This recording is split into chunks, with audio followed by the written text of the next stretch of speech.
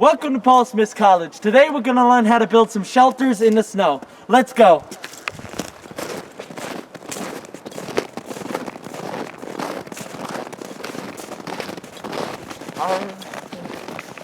Today we're here with Nate Sabula.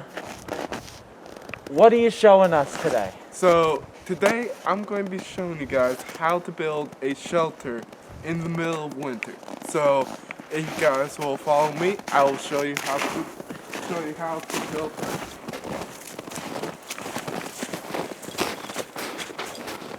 So I call this the tent format where you have a main spar pole going down the middle. Then you'd have spar poles going left to right. Normally you would want one on bottom, one on top, one on bottom, one on top to get a very fine layer, but I wanted to conserve tree usage, so I only used one tree, so this is just a prototype of what a tent shelter would look like. Normally in summer is when I would make this type of shelter. I would have a pine bed inside, which Mr. Cameraman, if you can come closer, I'll show you. So I'm using wood chunks as a mock form of a pine bed, but I would have a pine bed inside which insulates heat and all, but in winter I was unable to find pine branches to use, so this is what I would use. So moving on to the upper layer, it is thinner branches of the tree, where I would layer it to insulate heat that way also. As I said earlier, I was limited in the amount of tree usage, so I was unable to get more pine branches, or I would have made a finer build moving from longer branches upwards. And normally what I would do to have a proper format is I would take this, start over, then work my way underneath to this one. Then if it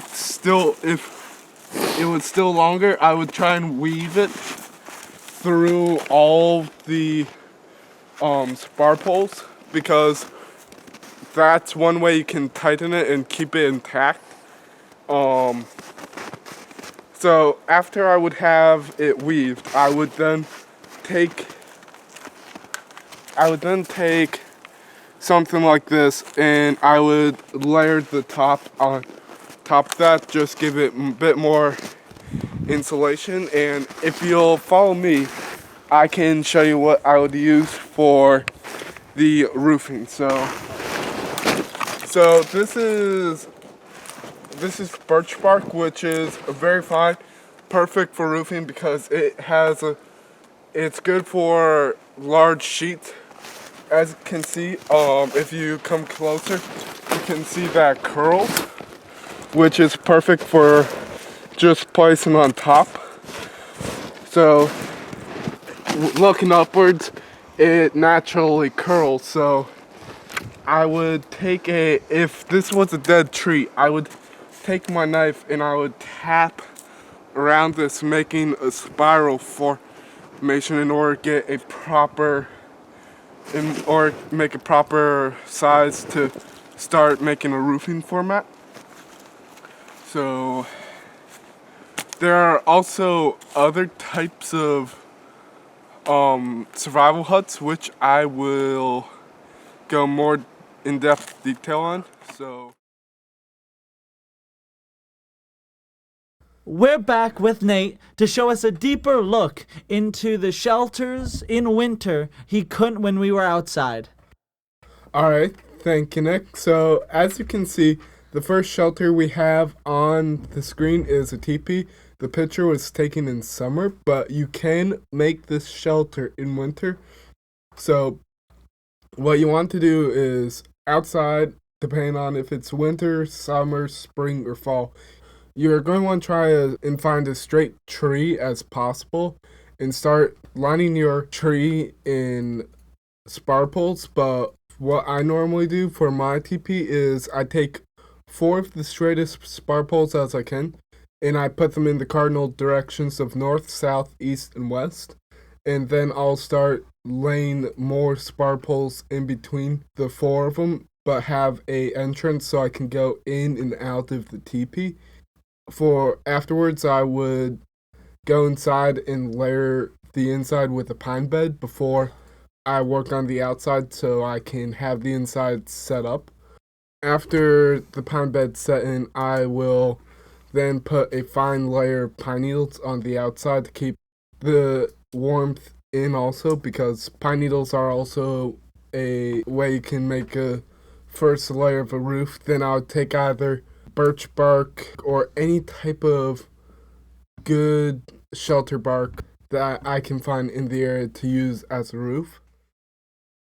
Alright, so going into shelter number 2, we have a lean-to. So what you want to do to create the structure of the lean-to before you start actually building upon it is you want 5 straight spar poles that you have on you that are straight as possible, because you're going to have 2 X formations for the left side and right side, which will be your supporting portions. And on the back side, you will take the remainder of your spar poles and start laying them down so they create a wall section. After putting down the remainder of the spar poles, you'll take pine branches and start layering them over the back of the lean-to so that you can get a insulation / roof layer, which will keep out the rain as best as possible. And normally I would take a pine bed and put it into the lean-to that way. Or if I found a dead pine tree, and if it was a dead tree, I would take the pine branches and use that as bedding, because it's actually soft to sleep on. So yeah. Alright, so for our third type of shelter, we have an A-frame, which is very much similar to a lean-to. And you can make the shelter like the lean-to in all 4 seasons. So the structure of an A-frame is where you also have a center ridge pole, but as you can see in the picture itself, the spar poles they're basically not on one side, they're on opposite side of poles, so that it's sheltered on both sides instead of just one side of the shelter, creating a better thermal insulating protection. And you'll have a wider opening while the spar poles will get shorter in the back, creating a tent-like formation. For our fourth and final shelter, we have the emergency shelter, which you can take where you can dig a pit at the base of a tree and dig it out so that if you're in whiteout conditions, it can serve as a temporary shelter till the storm passes over. I personally have not used this shelter before, but I have heard that it works well. You just have to have the right gear to make the shelter. Thank you, Nate, for being here today.